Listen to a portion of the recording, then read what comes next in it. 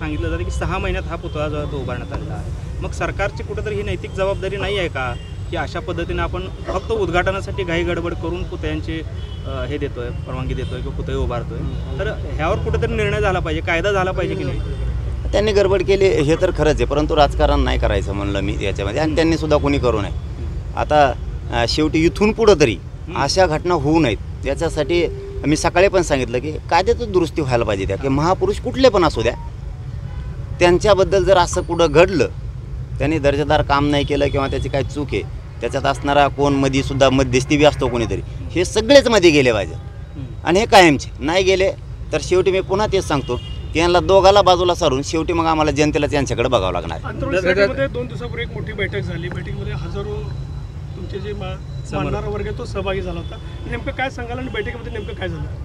नाही, ते 1 वर्ष पूर्ण झालं होतं आंदोलनाला। हे देशातलं सगळ्यात मोठं आंदोलन आहे की जे 1 वर्षभर तितक्याच संख्येनं तितक्याच लाखात लोक त्या आंदोलनामध्ये सहभागी आहेत। त्या देशात असं आंदोलन झालं नसेल कधी। 1 वर्ष पूर्ण झालं होतं म्हणून आम्ही एक छोटीखानी बैठक घेतली, पण ते राजकीय भूमिकेच्या बद्दलची जी बैठक आम्हाला घ्यायची होती ती आता पुढे ढकललेली आम्ही। आता ते तुम्हाला कळूयात कधी घ्यायची। वर्षाची वर्षपूर्ती झाली म्हणताय, वर्षपूर्तीमध्ये काय काय मिळवलं मराठा समाजाने, काय सांगताय? नाही, आम्ही नाही मानत त्याला वर्षपूर्ती। शेवटी आमचा संघर्ष होता, आम्ही केलेला न्यायासाठीचा तो उठाव होता। ज्या दिवशी ते होईल त्या दिवशी आमचं वर्ष। पण एवढं मात्र खरं आहे की त्या तारखेला सगळा समाज या राज्यातला एकत्र आला होता, की जे काय आम्हाला हिणवलं जायचं, तिरस्कारानं समाजाला माझ्या बघितलं जायचं, नाव ठेवलं जायचं, एक होत नाही अमुक तमुक, तर त्या दिवशी समाज राज्यातला एक झाला होता आणि त्याला 1 वर्ष पूर्ण होऊन आताही तो संघर्ष आणि तो लढा सुरूच आहे। दादा, आरोग्यमंत्र्यांनी काल एक विधान केलेलं आहे की शेतकऱ्याचे अवकात काढलेले आहे। खरं तर न्याय मागण्यासाठी हा शेतकरी त्यांच्याकडे गेला होता, मतदारसंघातला होता। त्यांनी ते स्टेटमेंट दुरुस्त करायला पाहिजे, कारण शेवटी शेतकऱ्यांच्या जनतेच्या भावना नाही दुखू शकत तुम्ही। तुमच्याकडे कसले पदं आलेत म्हणून तुम्ही लोकांना वाटेल ते तोंड टाकून नाही बोलू शकत, कारण त्याचे दुर्गामी परिणाम खूप वाईट होते, खूप वाईट होणार आणि होणार सुद्धा। शेतकरी सोडत नाहीत, असं शेतकऱ्याच्या मागं लागणारा शेतकरी सोडित नसतं आणि सोडायला बी नाही पाहिजे। मुख्यमंत्री एकनाथ शिंदेमध्ये मराठा सरकार आहे का अशा पद्धतीचं वादविवाद संजय राऊत करतायत, कशा पद्धतीने? नाही, ते त्यांचं राजकारण आहे, ते आता आपण काय त्यांचं बोला, ते दोघं एकामेकाला उत्तर देतील, पण आमच्या आरक्षणाच्या बद्दल आणि शेतकऱ्याबद्दल आम्ही खंबीर आहेत, आम्ही मागत लागणार आहे। शेतकऱ्यांसाठी मी करतो म्हणाले, काय झालं? शेतकऱ्यांसाठी आहे, मुस्लिम समाज असेल, धनगर समाज असेल, सगळ्यांसाठी मी सगळ्या घटकांना सोबत घेऊन काम करतो, असं तुमचं म्हणणं आहे? करतोयच, माझं इतकं म्हणजे पाठ नाही थोपटून घेत, पण कोणी लावून नसून धरलं मुस्लिम आरक्षण, धनगर आरक्षणाचा प्रश्न कोणीच लावून नसून धरलं। सरळ सरळ सरकार मी या दोघांसाठी अंगावर घेतलं, सरळ सरळ, आणि शेतकऱ्यासाठी सुद्धा करणार आहे। माझं एवढंच म्हणणं आहे की आमचा ज्वलंत मुद्दा आहे मराठा आरक्षण, ह्यो सुटला की त्या प्रश्नाच्या मागे मी लागलो। शेतकऱ्याला न्याय मिळाला पाहिजे आणि त्यांनी 30 सप्टेंबरपर्यंत शेतकऱ्याला न्याय दिलाच पाहिजे, या भूमिकेत आम्ही आहेत। नसता आंदोलनच पुकारावं, परंतु 2024च्या निवडणुकीचं मिशन हातात घेऊ, तेच आंदोलन समजा जातं रस्त्यावर येण्यापेक्षा।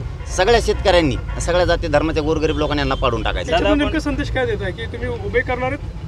नाही तर होईल ना, आत्ताच नाही बाबा, इतक्या लवकर सांगितलं होतं मला लगेच कार्यक्रम सुरू करते ते। मी टायमाला बरोबर गेम लावतो यांचा कसा लावायचा ती। समाजातील अनेक घटकांचं म्हणणं आहे की तुम्ही परत उपोषण करू नये, त्याच्याविषयी व्हिडिओ मोठे प्रसारित झाले, लोकांची तिथं मागणी केली, काय सांगाल दादा? नाही, माझ्या समाजाचं माझ्यावरती प्रेम आहे, सगळ्या 18 पगड जातीच्या लोकांचा माझ्यावरती माया आहे खूप, मी त्यांची भावना समजू शकतो, परंतु मी पण माझ्या स्वार्थासाठी करत नाही। त्यांचेच लेकरं सुखी व्हावेत, तो शेतकरी सुखी व्हावा, सगळ्या जाती धर्माचे लोक सुखी व्हावेत म्हणून मी करतो आहे। मी 29 सप्टेंबरला आमरण उपोषण करणार ह्याच्यावरती मी ठाम आहे, परंतु माझ्या स्वार्थासाठी नाही ना। माझ्या समाजाचे लेकरं आक्रोश करत आहेत, बलिदानं खूप गेलेत, मी त्यांच्या न्यायासाठी झगडतो आहे। समाजाची माया बरोबर त्यांच्या ठिकाणी ते योग्य आहेत की करायला नाही पाहिजे, परंतु मला माझ्या ठिकाणी मी योग्य आहे की माझ्या समाजासाठी मी काहीतरी केलं पाहिजे, म्हणून मी माझी जीवाची बाजी लावतो। काय नेमकी भूमिका असते, कशा पद्धतीने सगळा पाणीवर असतो? काही शेवटी देशातल्या लोकांच्या भावना दुखावल्या। छत्रपती शिवराय हे दैवत आहेत या देशाचे, आणि एवढ्या मोठ्या स्मारकाचं अशी दुर्दैवी घटना होणं ही आमच्यासाठी खूप आम्हाला दुखावलं, आमच्या खूप भावना दुखावल्या। त्यामुळं आमचं एकच म्हणणं आहे की याच्यात राजकारण कोणी आणू नका। छत्रपती शिवरायांचा वापर तुम्ही राजकारणासाठी नाही करायचा।